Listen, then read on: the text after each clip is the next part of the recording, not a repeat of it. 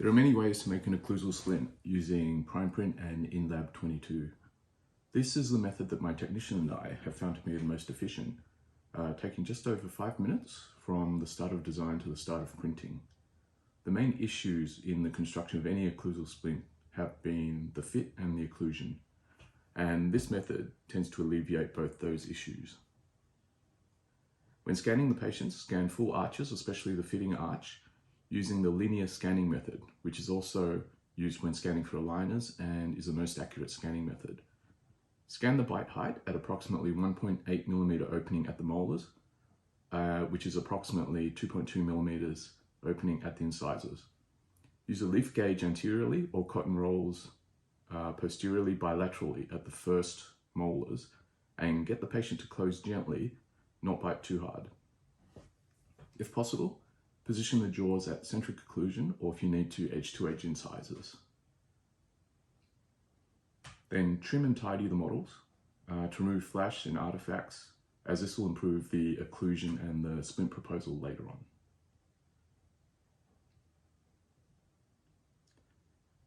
At the insertion axis arrow stage, tilt to see and engage the appropriate undercuts and provide the path of insertion.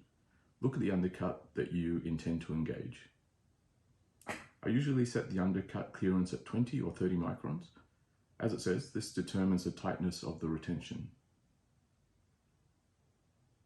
Tilt the arrow so that it points distally if you plan to increase the mandibular retrusion retention, versus tilting the arrow so that it points mesially, which will improve retention in the mandibular protrusive movements. Next step is to check the blockouts. This is also related to the insertion axis. You can see the difference in the blockout there. The blue is where you can add or remove wax relief. My usual settings are size is 4 millimeters, strength is 50%, and maximum thickness is 2 or 2.1 millimeters. Add blue wax relief to obvious deep undercuts, especially the proximal palatal of the upper anteriors. Add to the deep gingival proximal areas or furcation undercuts of the posteriors as well. Also add to any potential undercuts, such as the enamel defects, or to reduce the load on weaker or periodontally involved teeth. Here's an example of a small enamel defect on the upper right first premolar.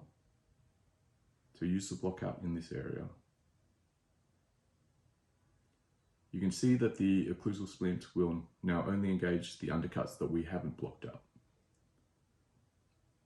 Next, assess the jaw for opening using the software. So open the jaw if required, aim for about 1.8 millimeters occlusal opening. This is at 1.5 millimeters, but as we had already taken very good occlusal record with our buccal bite, we don't need to open the jaw anymore. So let's revert back to the original. So next step, create splint. It's easiest to choose to create by plane, as it gives you an overall proposal. Click apply. Move the disc using the arrow, or grab the edge of the disc plane. Aim to cover beyond the gingival margin by 1.5 millimeters or supragingivally by at least 1 millimeter. Check from all aspects to ensure evenness of the plane. And then drag and move. You can see how the plane has moved incisally.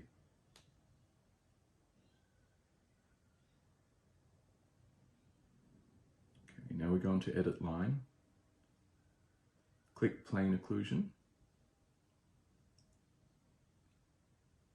And aim for the 1.8 millimeter thickness. Refine the splint outline, especially distal to the upper terminal tooth, as the proposal usually goes onto the distal gingiva when using create splint by plane. You can see it there. Reproposes, and then same for the other side. Also, using the edit line, increase the anterior palatal coverage to try to cover the incisive papillae completely. This is beneficial later to create a lower incisor occlusal platform. See there. Optionally, you can also redraw the upper anterior incisal splint outline to 1 mm over the buccal incisal edge.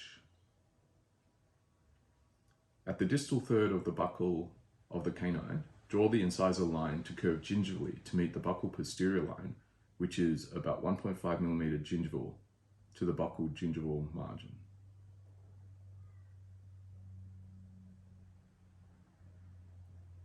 So that's the final splint outline. Reason for this is most people feel the tightness or discomfort in the anterior region of the new occlusal splint, and this design reduces the retentive stress on those teeth. Click apply once you've finished editing the line. Then the splint is created. Then click to the finalize stage. This turns the splint an opaque blue. You can see there are corrugations there because of our design from edit line. So at this final stage, use the form tool to smooth any obvious corrugations, convexities, concavities.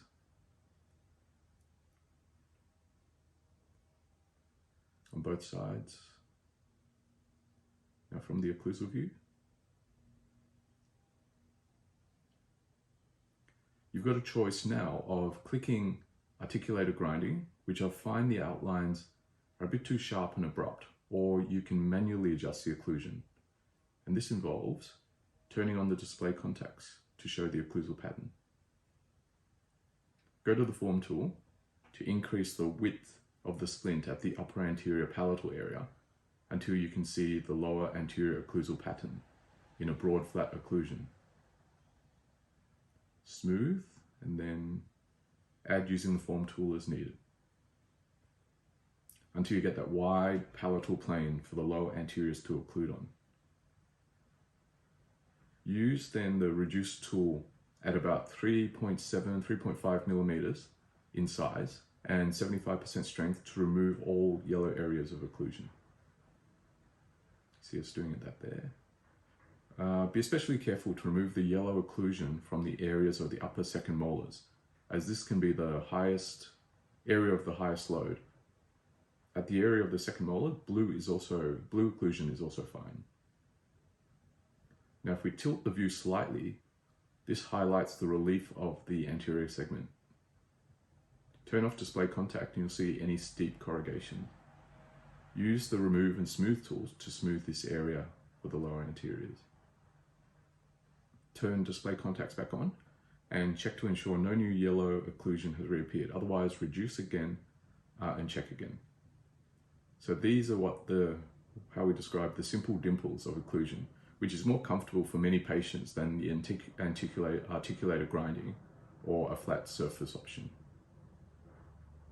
Next, if we want to, we can add a text label. Both recessed and protruding will be minor hygiene issues, but patients tend to be more comfortable with recessed text.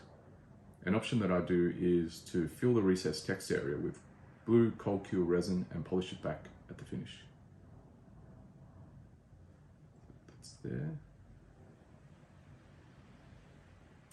The final check is to turn the occlusal splint to 25% translucency, and it'll give you an overview of the occlusion and the dental fit. Look at it from every angle, adjust as you need, and that's it. Remember to save it and send to manufacturing or save in a folder. If you're printing from your in-lab computer, click on CAM Manufacturing Program. The newly created simple dimple occlusal splint with your patient's name should appear at the top of the processing list. Then click Primeprint, click Next. Most of the time I choose the optimal print, but if you're after the fastest print, you choose low height. For the lowest resin use, you choose maximum height. Once the splint's been processed, you can use the 3-burr polishing system or any acrylic polishing system, such as from Ivoclar. And then at issue, check the fit and occlusion. Sometimes, even with this design, you still need to smooth the posterior proximal grips to reduce their sharpness or their strength. And that's it.